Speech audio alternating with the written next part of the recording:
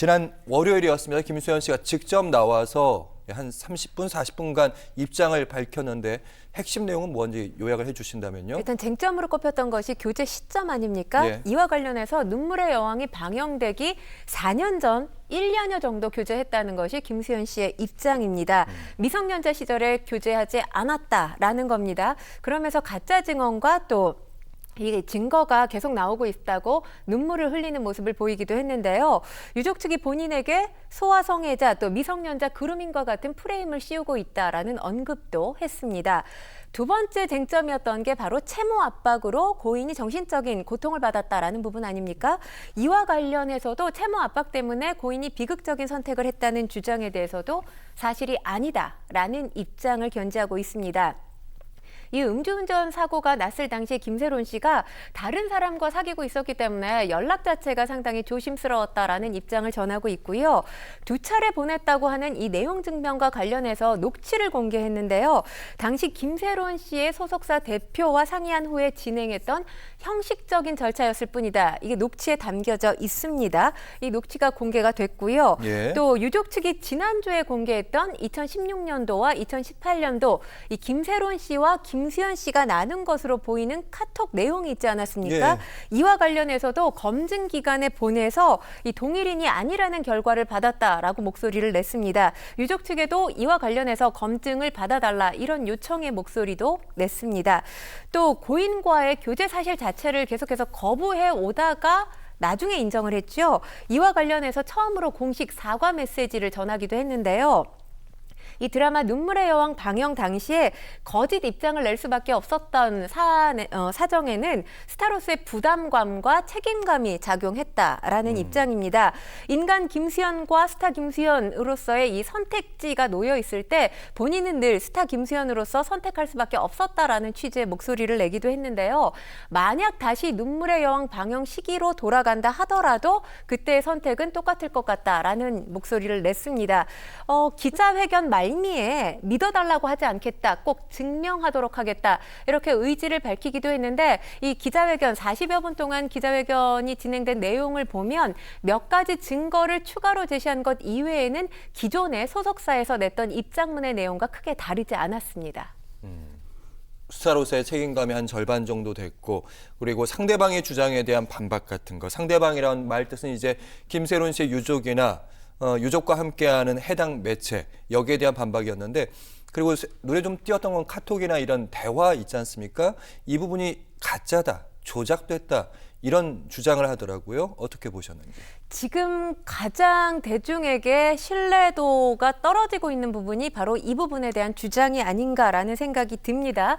김수현 씨 발언을 그대로 전해드리면 유족 측이 지난 27일 공개했던 2016년도, 2018년도 카톡 메시지와 본인이 올해 지인들과 나눈 카톡 메시지, 이것을 이제 과학적으로 검증할 수 있는 기관에 분석을 의뢰했다고 합니다. 그러니까 이 말인즉슨 메시지의 어투가 동일인이냐, 이걸 판별받기 위해서 관련 자료들을 제출하고 검증의 과정을 거쳤다라는 것인데요. 그 결과 해당 기관이 2016년도, 2018년도의 인물이 같은 사람이 아니라는 결론을 내렸다라는 것이 기자회견에서 김수현 씨가 밝힌 내용입니다. 권상희 평론가님, 그러니까 제가 이해하기엔 이런 겁니다. 2016년에 김세론 씨와 주고받았다는 그런 카톡 메시지가 있고 2018년도 있습니다.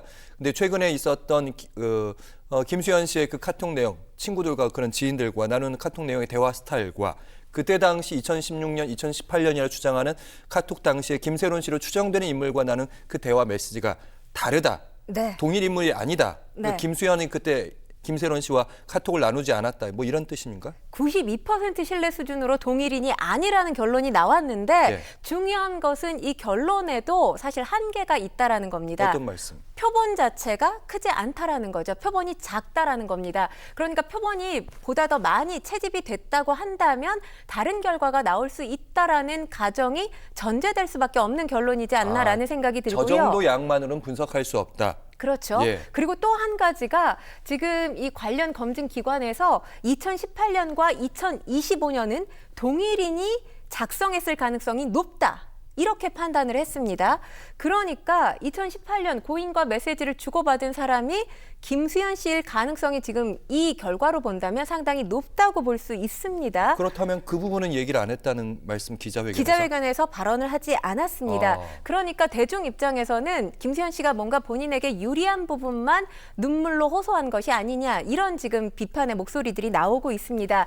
근데 이 결과치를 본다면 2018년이라고 한다면 김세론 씨가 2000년생이기 때문에 10대 시절 미성년자 시절이라는 것이죠. 그렇다면 김수현 씨가 미성년 시절에 교제하지 않았다라는 주장과는 배치되는 결과치라고 해석이 될 가능성도 있습니다. 그리고 지금 대중이 또 한 가지 지적을 하고 있는 것은 이 검증 기관에 대한 신뢰도입니다. 이 검증 기관이 국가에서 공인한 기관이 아니에요. 사설업체입니다. 아. 그렇기 때문에 이 공신력을 인정할 수 없다라는 목소리가 나오고 있고요. 그런 이유 때문에 이런 기관에서 검증을 받았다는 자료만으로 지금 김세론 씨 측에서 지난주에 제출했던, 그러니까 대중에게 공개했던 이 카톡 내용이 가짜 증거다라고 단언할 수가 없다는 게 많은 대중의 입장입니다.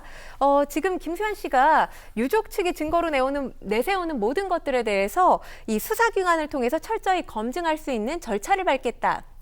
이렇게 밝혔어요. 예. 그런 만큼 앞으로 양측에서 제시한 증거물들에 대한 진위 여부, 치열한 공방이 예상되지 않을까라는 생각이 들고요.